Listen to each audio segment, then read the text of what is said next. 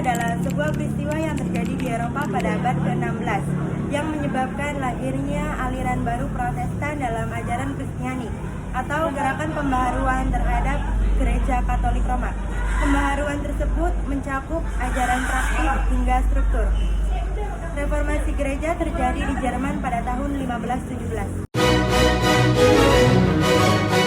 Perkembangan pemikiran pada masa Renaissance menyebabkan beberapa orang mulai mempertanyakan kemurnian ajaran yang disampaikan oleh pihak gereja.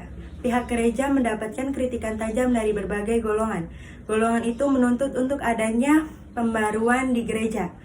Mereka ingin pihak gereja untuk menyampaikan ajaran sesuai dengan Alkitab.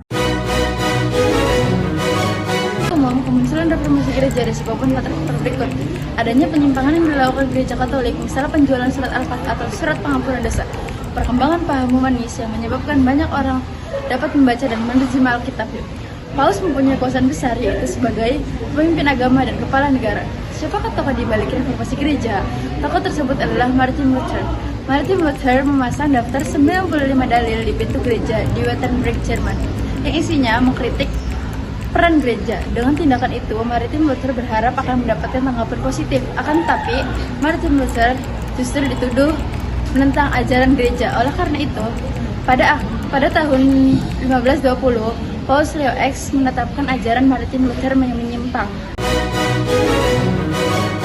Martin Luther juga mendapatkan dukungan dan perlindungan dari Raja Frederick dari Saxon Prusia. Akhirnya, Martin Luther dibawa ke kota Warburg, Jerman. Di kota ini Martin Luther berhasil menerjemahkan kitab Injil dalam bahasa Jerman.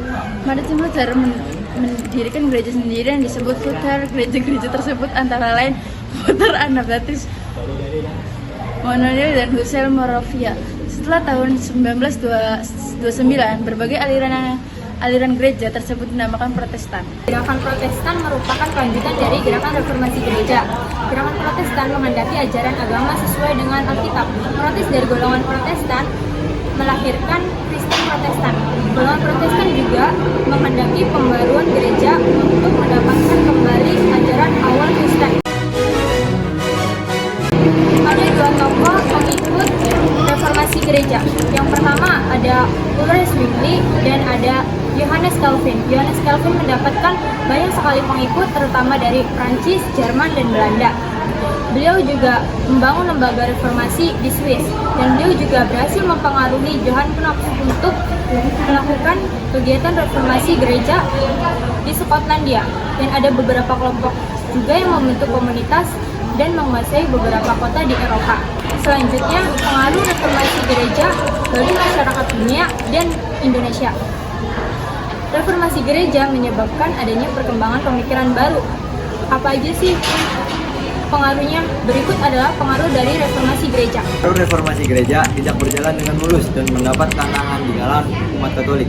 Sebutan pihak yang menentang reformasi gereja yaitu kontra-reformasi. Gerakan ini juga menghendaki perubahan dalam gereja. Gerakan kontra-reformasi diawali oleh tindakan Paus Pius V yang mendorong pengajaran dan penyebaran agama melalui Ordon Biarawan Italia. Ordo ini disebut Kapusin. Selanjutnya, Paus Pius V menyetujui pembentukan Serikat Jesuit yang diusulkan Santo Ignatius dari Loyola, dan Serikat Jesuit dibentuk untuk menyebarkan agama Katolik. Gerakan reformasi gereja mengakibatkan wilayah Eropa terbagi menjadi dua bagian, yaitu Eropa Utara dan Selatan. Berdasarkan keyakinan agama, kaum Protestan menguasai wilayah Eropa bagian utara dan kaum Katolik menguasai Eropa bagian selatan. Pembagian wilayah ini menyebabkan terjadinya perang saudara dan perpecahan dalam keyakinan beragama yang memicu munculnya masalah politik. Selain menyebabkan perpecahan, reformasi gereja juga mempengaruhi perkembangan kesenian di Eropa, yaitu perkembangan seni barok. Seni barok mengalami perkembangan pesat di Italia, Jerman, dan Polandia. Salah satu hasil karya seni barok adalah lukisan Mona Lisa, karya Leonardo da Vinci. Di saat ini, agama Katolik dan Protestan masih berkembang dan masih menjadi agama mayoritas masyarakat Eropa saat ini. Pengaruh reformasi gereja masuk di Indonesia bersamaan dengan kedatangan bangsa-bangsa Barat. Salah satunya yaitu kegiatan misi dan zending. Misi adalah kegiatan untuk menyebarkan agama Katolik. Penyebaran agama Katolik di Indonesia pertama kali dilakukan oleh bangsa-bangsa Portugis dan Spanyol. Kedatangan bangsa Spanyol di Kepulauan Maluku diikuti dengan kegiatan penyebaran agama Katolik. Kegiatan misi di Kepulauan Maluku dilakukan oleh Spanyol, yaitu seorang anggota Ordo Serikat Jesuit bernama Este Franciscus Caverius pada tahun 1506 sampai 1552. Selanjutnya, bagaimana sih penyebaran agama Kristen di Indonesia?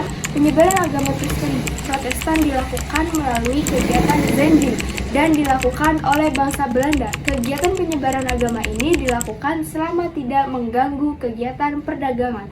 Para pemuka agama Kristen Protestan menyebarkan agamanya di daerah-daerah pedalaman. Salah satu pelaksanaan zending dianggap berhasil oleh seorang pendeta Jerman bernama Ludwig Nomensen dan tokoh lainnya yaitu Sebastian dan Karetz, Adrian Hulsebos, dan Hernius. Pada akhir abad 19, pemerintah kolonial Belanda mulai membangun beberapa gereja untuk penyebaran agama Kristen. Kegiatan penyebaran agama Kristen ini dilakukan oleh pemerintah kolonial Belanda di bawah otoritas Kementerian Jajahan, dan pemerintah kolonial Belanda menyebarkan agama Kristen dengan cara membangun sekolah dan rumah sakit. Feminisme berasal dari kata sintetis yang berarti penyesuaian dua aliran agama yang berbeda. Dalam proses persebaran agama, sintetisme berarti mencampurkan dua aliran agama. Dalam agama Katolik dan Kristen dilakukan dengan cara memadukan dua agama tersebut. Dengan kepercayaan lokal, sintetisme di Indonesia ada berbagai tempat, terutama di Kepulauan Jawa. Sinkretisme agama Kristen dikembangkan oleh para misionaris seperti C. Olin, Ibrahim Tunggul Wulung, dan Rabin Abbas Sadare. Mereka mengajar pengikutnya untuk tidak keberatan untuk menjadi seorang Kristen. Mereka berusaha memasukkan pemikiran Kristen dalam pikiran masyarakat lokal.